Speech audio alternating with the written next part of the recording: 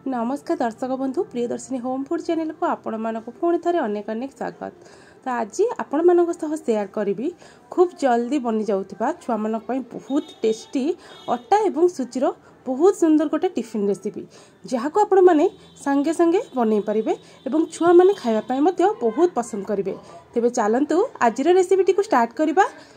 तो ये रेसिपी प्रथमे मु गोटे बाउल नहीं जाऊँगी से गोटे गिना अटा नहीं जाऊँगी एवं 2 चम्मच पखापाखि सुजी नहीं जाऊँगी। मुझे दे दूची 2टी ग्रेटेड आलू।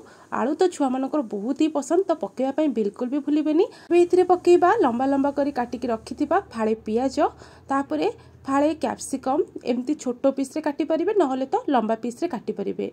तापर किछि कंचा लंका देदबा यह को आम सुखिला प्रथमे मिक्स करवा कारण आलू रे हमर टिके पानी अंश रही है।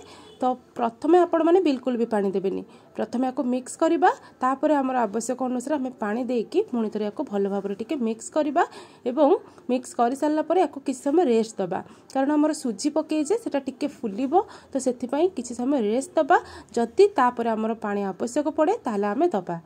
तो ये देखु आमर पाखापाखि 5 मिनिट हो गला। 5 मिनिट पर ये आमर बैटरटा देखी पार्थिबा आग अपेक्षा आउ टिके बेसी बहलिया हो जाइए।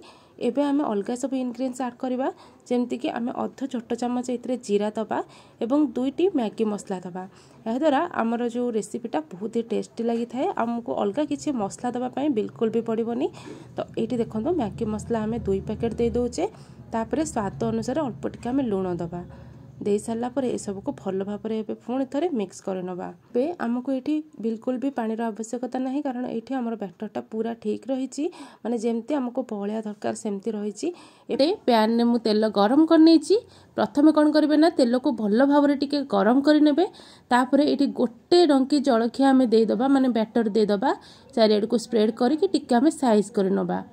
आपण मानकर कड़ई पैन रो साइज अनुसार माने स्पेस अनुसार आपण माने जलखियाटा बनेबे ध्यान देबे जेमती जलखियाटा आपण मानकर परस्पर लागी न जाए सेमती ले भांगी जिवो आपण माने जेमती आराम से उलट पालट करथिबे सेही भली आपण माने स्पेस रखिकी जलखियाटा बनेबे। कड़ई रे जलखियाटा दे साला परे गैस रो फ्लेम को आपण माने मीडियम टू लो रे रखिबे जहा फल कि हमर जलखियाटा पूरा ऊपर भीतर भल भाव रे टिके सिझी जिवो। देखंतु गोटे साइड हमर हल्का टिके रेड पड़ी आसला परे आमे आरो साइड को उल्टेबा एमिति जेमती हमर दुई पट साइडटा हल्का गोल्डन ब्राउन हे आसीबो। पर ए जलखिया को आमे प्लेट को काढी नबा।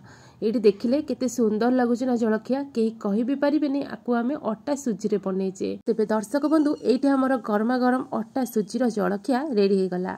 एमिति भाव में आपण मैंने सिंपल वे रे घरे छुआ मानक पई टिफिन बनातु किंबा संध्या बेलर स्नैक्स रूप में आपण मैंने याको खाइबाकू देई परिबे। एही रेसिपीटी खाली देखिबाकू नुह खाइबाकू पूरा बड़ा पियाजी भली लागिबो। निहाती भाव में आपण मैंने घरे ट्राए करंतु केमती कोन लागिला मते कमेंट माध्यम रे जणेबे। जदि भल लागिछि रेसिपीटी वीडियोटी को लाइक करबा सहित जदि आपण मैंने मो चैनल रे नुआ अछंती एजाय सब्सक्राइब करि नहंती आ एमती जदि नुआ नुआ रेसिपी मध्ये देखिबाकू चाहुचंती ताहाले मो चैनल टी को सब्सक्राइब करंतु।